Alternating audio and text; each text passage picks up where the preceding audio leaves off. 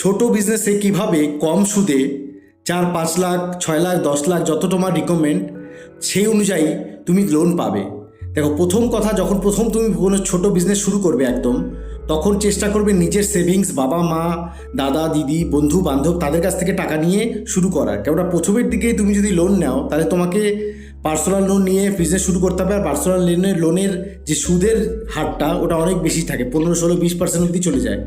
তো তোমার যখন বিজনেস প্রথম দিকে কম হবে আর ওই সুদ যখন তোমাকে শোধ করতে হবে, তো তোমার বিজনেসে এফেক্ট পড়বে। ওই জন্য চেষ্টা করে প্রথম দিকে শুরুটা নিজের পয়সা দিয়েই করার। তারপরে ধীরে ধীরে ধীরে ধীরে মোটামুটি 5-6 মাস হয়ে গেলে তুমি একটা কারেন্ট অ্যাকাউন্ট তোমার ওই নামে বানাবে, যেটা নামে বিজনেস করবে ওই ব্র্যান্ড নামে একটা কারেন্ট অ্যাকাউন্ট বানাবে।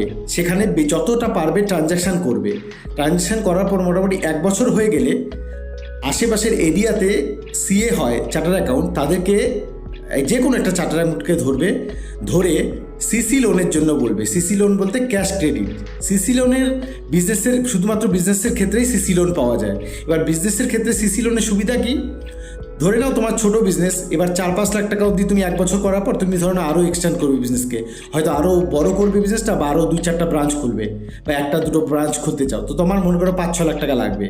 তো সেই সময় 5-6 লাখ টাকা তোমাকে সিসি অ্যাকাউন্টে যদি তোমার থাকে, যদি তোমার লোনটা হয়ে যায়, তাহলে এক তো প্রথম 10%-এর বেশি, ইয়ারলি 10%-এর বেশি সুদ দিতে হবে না। আর সবচেয়ে বড় জিনিস, যতটুকু তুমি ইউজ করবে, ধরো না 5 লাখ টাকা নিয়েছো, 2 লাখ টাকা এখন লাগলো, 2 লাখ টাকা নিলে ওই টাকাই তোমাকে সুদ দিতে হবে।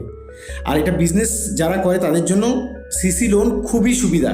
আর এর জন্য তুমি হয়তো নিজে থেকে করতে পারবে না, কেননা নিজে থেকে অনেক কিছু, উদ্যম সার্টিফিকেট থেকে শুরু করে অনেক কিছু দরকার। তাই একটা সিএকে তুমি যদি বলো, সে তোমার জন্য পুরোপুরি উদ্যম সার্টিফিকেট থেকে শুরু করে একটা প্রজেক্ট রিপোর্ট যেটা দরকার সেটা তোমার জন্য ও বানিয়ে দেবে। তার বদলে হয়তো 5-6 হাজার টাকা নিতে পারে, কিন্তু 5-6 হাজার টাকা নিলেও তোমার খাটনি হবে না। এবং অনেক সিএ এরকম আছে যে নিজে থেকেই বলে দেবে যে এই ব্যাংকে যাও, এই ব্যাংকে আমার থ্রোতে নিয়ে নাও, তাহলে খুব সুবিধা হবে। আর চেষ্টা করবে সবসময় গভর্নমেন্ট ব্যাংক থেকে নেওয়ার। গভর্নমেন্ট ব্যাংকে একটু ঝামেলা হয় নিতে, কিন্তু গভর্নমেন্ট ব্যাংকের সুবিধা এটাই যে তোমাকে সুদটা তুলনামূলক কম দিতে হবে। তো শুরু নিজের টাকা দিয়ে করো, একটু বিজনেসটা বড় হয়ে যাক, বছরখানেক কষ্ট করো, আর তারপরে সিসি অ্যাকাউন্টে একটা লোন নাও বড়সড়, নিয়ে নিজের বিজনেসকে বড় করো। Thank you.